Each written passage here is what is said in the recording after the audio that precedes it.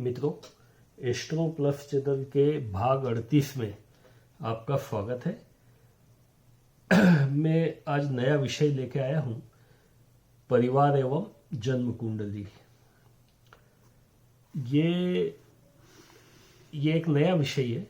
इसमें इस बात को समझाया गया है कि कई बार व्यक्ति ये आके पूछता है, प्रश्न पूछता है कि मेरे परिवार की आर्थिक स्थिति तेजी से डाउन हो गई है, तेज गति से मुझे नुकसान हो रहा है अपने बिजनेस में।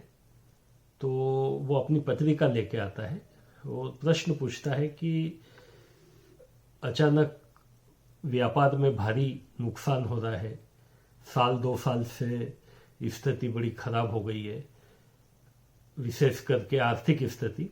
साथ में उसको शारीरिक समस्याएं भी परिवार में चल रही है। मतलब कोई परिवार यदि परेशान हो जाता है तो परिवार का मुखिया प्रश्न पूछता है, आके अपनी खुद की पत्रिका लेकर के वो आते हैं और प्रश्न पूछते हैं कि इसका क्या कारण है। तो मित्रों, जैसे जब परिवार की आर्थिक स्थिति की बात आती है तो उसमें मान लो किसी परिवार में 4 सदस्य है, एक मुखिया है, एक मुखिया की बीवी और 2 बच्चे हैं।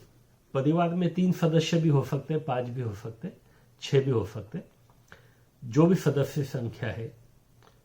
तो हमें क्या देखना चाहिए कि पूरे परिवार की सभी लोगों की पत्रिका बुलवा के देखना चाहिए। यह देखा गया है कि यदि किसी परिवार में 4 सदस्य है और चारों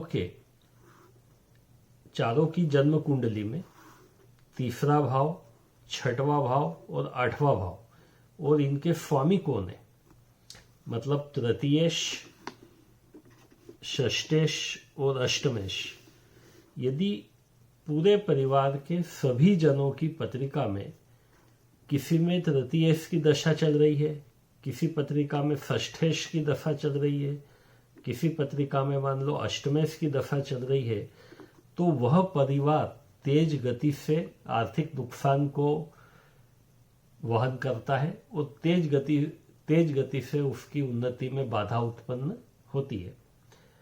मतलब पूरे परिवार में 4 सदस्य है तो चारों सदस्यों की पत्रिका, जन्म पत्रिका का परिवार के आर्थिक स्थिति पर असर होता है। जैसे हम कई बार कहते हैं ना कि फलाने बच्चे के जन्म होने के बाद हमने ज़्यादा उन्नति की, या कई बार कोई परिवार का मुखिया कहता है कि फलानी बहू हमारे घर आई, उसके बाद हमारे परिवार ने ज़्यादा उन्नति की, अच्छी उन्नति की।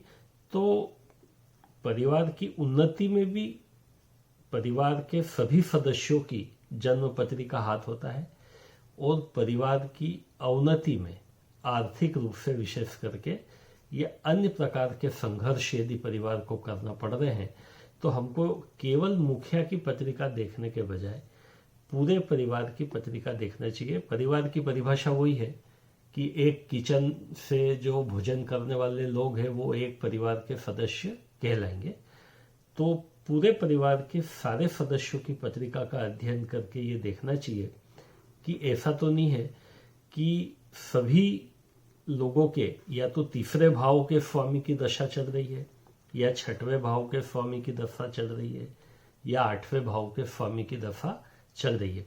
3रा भाव, 6वां भाव, 8वां भाव और 11वां भाव, ये 4 भाव ऐसे होते हैं जिनके जो स्वामी होते हैं वो पापी ग्रह कहलाते हैं।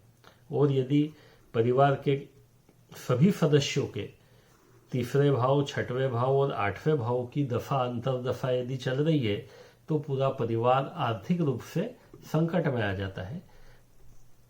यदि परिवार में मान लो 4 सदस्य है और किसी एक सदस्य का ऐसा है, मान लो एक सदस्य को 3रे भाव के स्वामी की यानी तृतीयेश की दशा चल रही है, तो परिवार की आर्थिक स्थिति पे उतना असर नहीं होगा जितना कि सारे सदस्यों की यदि पत्रिका में 3रे भाव का स्वामी, 6वें भाव का स्वामी या 8वें भाव का स्वामी इसमें लाभ भाव का स्वामी भी जोड़ सकते हैं, लेकिन लाभ भाव का स्वामी लाभ तो देता है, स्वास्थ्य हानि करता है।